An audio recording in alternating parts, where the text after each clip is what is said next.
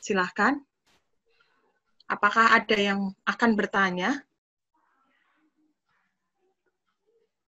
Saya jawab dulu yang sudah ada di chat ya. Bagaimana protokol penggunaan toilet? Terima kasih Silakan Pak Andi. Terima kasih Pak Eri. Ya, penggunaan toiletnya pun ada physical distancing-nya Pak. Jadi kurang lebih sama ya seperti di mall. Jadi ya kalau itu urinoir untuk laki-laki, kalau ada 4 ya berarti memang hanya bisa digunakan 2. Dan nanti umat yang mau ke toilet pun mengantrinya di luar ya. Jadi nanti kami batasi juga siapa yang berada di toilet. Terima kasih Pak Eri menanyakan hal ini karena memang ini poin yang penting yang memang tadi saya terlupa untuk katakan. Teman-teman nanti tolong begitu sampai ke gereja, pergi ke toilet dulu ya. Diminimalisir ketika misa pergi ke toilet. Dan kalaupun harus ke toilet itu kan melewati orang tetangga-tetangganya juga yang duduk di sebelahnya. Jadi kurang baik jika itu ada terjadi ketika misa. Jadi tolong ketika sebelum masuk tolong ke toilet dulu. Misa di lingkungan boleh nggak? Nggak boleh Pak. Masih belum ada persetujuan, masih belum ada izin untuk itu. Hanya misa di paroki saja dan itu pun sangat dibatasi. Pak Andi, saya nambahin dulu Pak Andi. Yuk silakan. Bapak dan Ibu, perlu diketahui ya Bapak dan Ibu bahwa izin yang dikeluarkan oleh KAJ, ya, izin yang dikeluarkan oleh KAJ itu hanya untuk misa mingguan. Dan kalau kita mau melakukan misa harian boleh misa harian boleh, tetapi juga lewat pendaftaran bela rasa. Segala bentuk kegiatan lain, baik lingkungan maupun kegiatan di gereja, seperti misalnya Bapak dan Ibu mau mengadakan seminar dan lain sebagainya, itu tidak diperkenankan. Jelas dalam surat, mohon maaf kami tidak tunjukkan suratnya, tapi jelas dalam surat bahwa itu belum dapat dilakukan. Dan izin yang keluar, tadi kan Bu Rini sudah bilang sebenarnya ada 400, tetapi izin yang keluar di dalam surat, itu hanya 200 Bapak dan Ibu. Dan sampai 4 minggu ke depan. Jadi kita belum bisa menaikkan juga secara bertahap. Nanti tunggu evaluasi. Kami tim Gugus COVID akan melakukan evaluasi baru minta izin lagi untuk naikin sedikit demi sedikit. Begitu Bapak dan Ibu. Terima kasih Kevin. Pak Andi. Yuk, terima kasih Kak. Bisa langsung ya. Misa online, apakah masih ada? Kemudian untuk menentukan zona COVID daerah, tadi sudah ada linknya ya Pak Andi ya? Ya, saya tunjukkan sedikit ya. Kalau tadi silahkan. Pertanyaan tentang misa online, betul masih ada ya. Itu misa online diadakan terus karena memang kami juga memikirkan ada umat yang tidak bisa datang secara offline. Lalu bagaimana menentukan zona yang merah? Terima kasih Pak Arifin, ini pertanyaan bagus sekali. Saya tunjukkan ya, tadi saya sudah sampaikan sebenarnya, tapi saya tunjukkan juga. Bahwa kami mengambil zona merah itu, merah, kuning, hijau itu dari covid19.tangerangkota.go.id. Jadi ini adalah data dari Kota Tangerang sendiri, dan nanti teman-teman bisa lihat sendiri berapa yang positif, sembuh, meninggal, dan lain sebagainya. Di sini sebaran petanya ada, dan lalu di bawah sini, di bawah sini ada semua, ada kriteria-kriterianya semua ya. Dari sinilah nanti kelurahan-kelurahan ini akan kami sortir yang mana yang hijau, yang mana yang kuning dan merah. Dari situ baru nanti kami akan tentukan yang mana yang bisa menghadiri misa yang paling sedikit resikonya untuk menghadiri misa secara offline. Itu kira-kira ya. Ya. Kemudian ditanyakan untuk pendaftaran, apakah Kalling yang harus mendaftarkan misa offline ini? Ya, Bapak dan Ibu,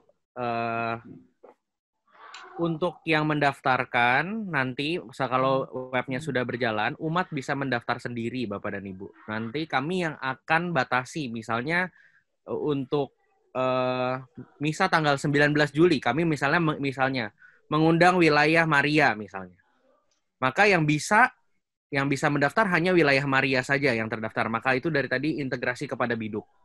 Dan umat yang mendaftar di wilayah tersebut saja yang bisa mendaftar. Dan sekaligus kayak saya melihat Pak Riki ya, pertanyaan di bawahnya ya Bu Rini ya, saya sekalian jawab aja. Untuk pendaftaran dengan sistem antrian atau otomatis close saat kuota terpenuhi. Nanti user interface-nya dari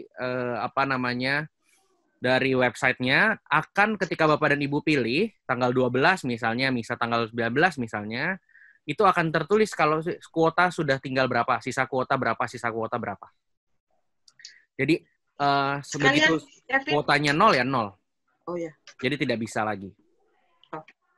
Baik, terima kasih Kevin. Sekalian dari Pak Bambang, lingkungan Bonaventura. Penggunaan QR Code, apakah sekali pakai saja? Dan untuk misa selanjutnya, apakah langsung terblokir? Betul, Pak. Jadi, penggunaan QR Code hanya sekali pakai. Jadi, misa tanggal 12, ya misa tanggal 12 saja. Misa tanggal 19 mungkin nanti beda lagi. Pasti beda lagi, bukan mungkin nanti. Pasti nanti beda lagi. Tetapi kan mungkin saja tanggal 19, misalnya Bapak hadir di tanggal 19. Namun wilayah Bapak nggak dapat undangan lagi di tanggal 26. Jadi, memang pasti nggak bisa. Ya. Jadi baik, tambahan masih Kevin. Hari apa batas pendaftaran misa? Nanti Bapak dan Ibu bisa begini. Kami admin paroki akan input misalnya, kami akan mulai misa tanggal sekian dengan siapa saja, wilayah mana dan lain sebagainya. Nanti kami akan undang mungkin ketua wilayahnya, kami akan kabari ketua wilayahnya, jadi ketua wilayah bisa kabari ketua lingkungan dan lain sebagainya. Tidak ada batasan tanggal, Bapak dan Ibu. Tidak ada batasan tanggal berapa atau hari apa untuk mendaftar. Tetapi begitu nanti akan keluar dari webnya, begitu kuotanya 0 ya, pasti sudah tidak bisa mendaftar sama sekali. Saya mau tambahan Bu Rini, maaf. Tadi saya ada yang kurang. Untuk Bapak dan Ibu, nanti kalau QR-nya untuk QR-nya sudah dapat, QR-nya jangan lupa boleh di screenshot, boleh di print, boleh. Dan jangan lupa Bapak dan Ibu membawa tanda pengenal, entah itu KTP, SIM, dan lain sebagainya. Mohon maaf, kami harus lakukan verifikasi seperti itu.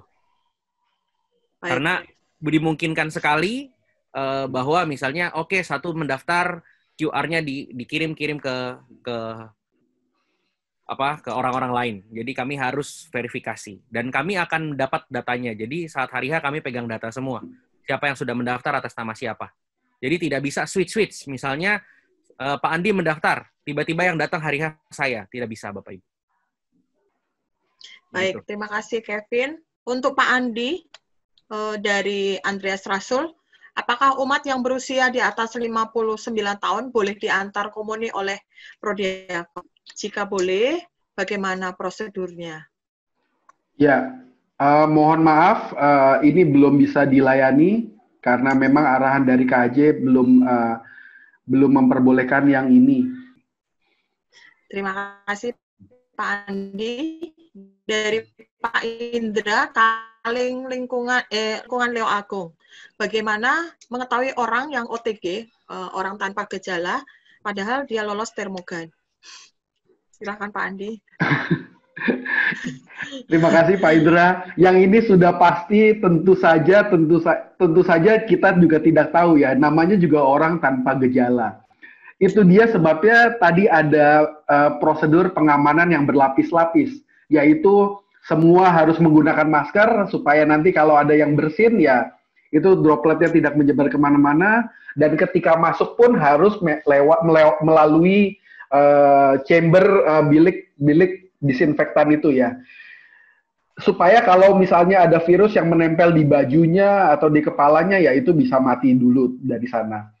Tapi tentu saja yang ini tidak ada yang tahu, Pak. Itu dia sebabnya kenapa diwajibkan untuk memakai masker mulai dari masuk dan sampai keluar lagi. Seperti itu. Baik, terima kasih. Ini sekaligus jawab. Di sini tertulis tewongw@gmail.com. Sekaligus menjawab, karena kita tidak bisa memastikan umat, maka silakan menjaga diri masing-masing, memakai masker, masuk dengan protokol yang sudah ditetapkan.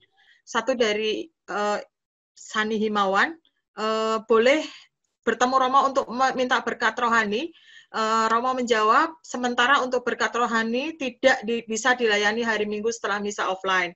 Yang kedua, minta kejelasan, misa apapun di wilayah atau lingkungan, juga penerimaan sakramen perminyakan belum bisa dilayani karena ada umat yang minta misa 40 hari meninggalnya keluarga. Dan kalau ada pastor tamu yang bersedia, apakah bisa diizinkan? Jawaban Romo Teguh, semua pastor di Keuskupan Agung Jakarta mengikuti protokol Keuskupan Agung Jakarta. Kalau ada pastor yang tidak mengikuti, bisa disampaikan atau dilaporkan kepada Romo Vikjen. Untuk parkir motor dan mobil sudah dijawab Bu Pur. Terima kasih Bu Pur. Jadi untuk parkir motor dan mobil selama misa offline tidak dilakukan di dalam gereja. Jadi parkirnya ada di luar gereja.